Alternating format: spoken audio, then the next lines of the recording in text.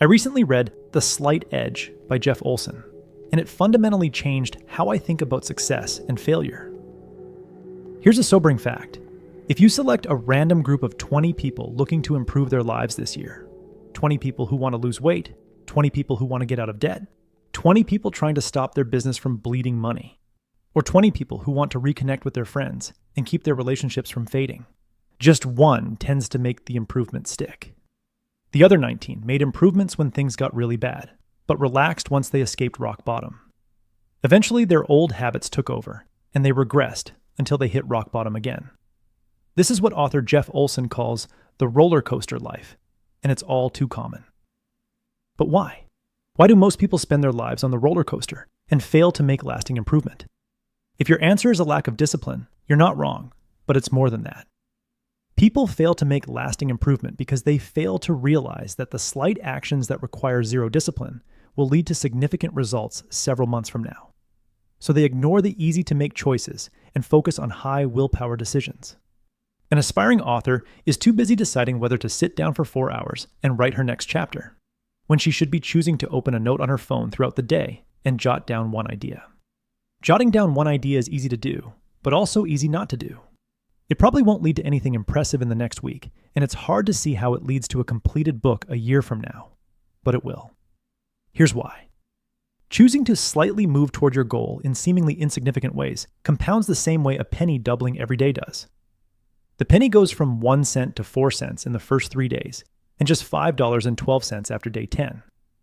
The results are boring for a while, but by day 30, you have a mind-boggling $5.4 million. When the aspiring author makes the tiny choice to jot down one idea, then 2 the next day, and 4 the next, she eventually starts making hundreds of tiny decisions that allow her to generate an enormous number of good ideas without much discipline. Just as nothing happened for a while with the penny, and then it seemed to happen all at once, that author failed to make much progress, until progress felt automatic and writing felt effortless. There's another way to see how these slight choices lead to lasting improvement. When you're steadily and slightly pushing the change scale on the positive side, it has no time to dip back the other way. Therefore, whatever change you want to make, shift your mind away from thinking about the big transformation and just focus on gaining a slight edge. Look for things that are easy to do or not to do, things that will be insignificant a month from now, but could transform who you are a year from now. Here are 4 examples of slight edge thinking in action. If you want to rejuvenate a fading friendship, you don't have to fix it in one emotional phone call. Instead, make the micro choice to send a 1-sentence text right now, like, "Hey, saw something today that made me think of you." It's easy to do and tragically easy not to do. Check in once a week and see where the conversation takes you. Soon you're frequently meeting up in person. After a year of tiny deposits that have compounded, you've created a friendship you'll cherish for the rest of your life.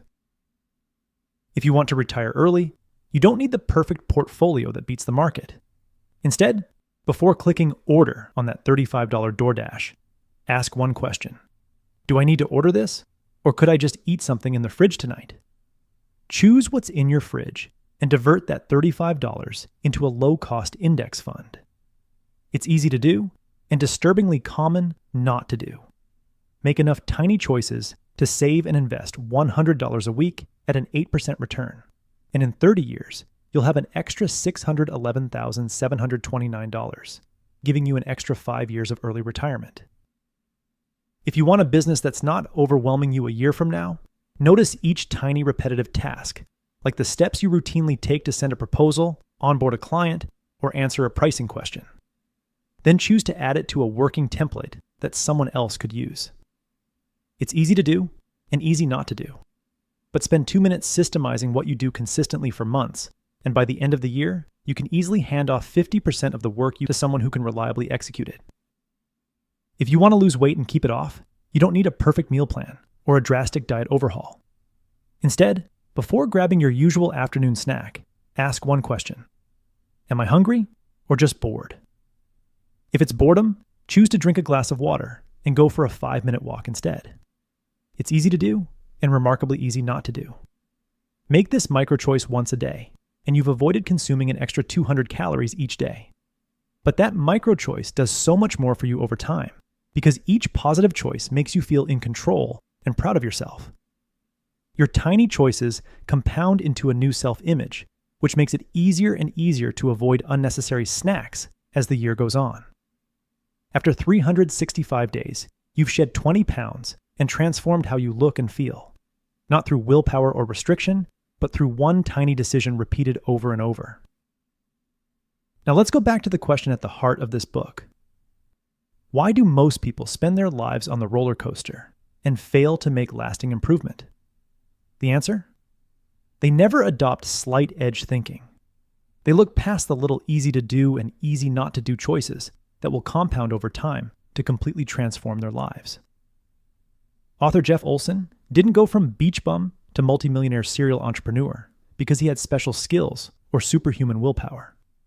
The only thing that changed was his awareness of the easy to do and easy not to do choices, and he opted to nudge his life in a positive direction with seemingly insignificant actions. The slight edge is choosing to relentlessly make the easy to do decisions that slightly push the progress scale forward. Just as you can slide backward through neglect, you can slide forward through tiny decisions that cost you nothing and no one would notice if you skipped. But you make them anyway. And a year from now, that makes all the difference. That was the core message I gathered from The Slight Edge by Jeff Olson.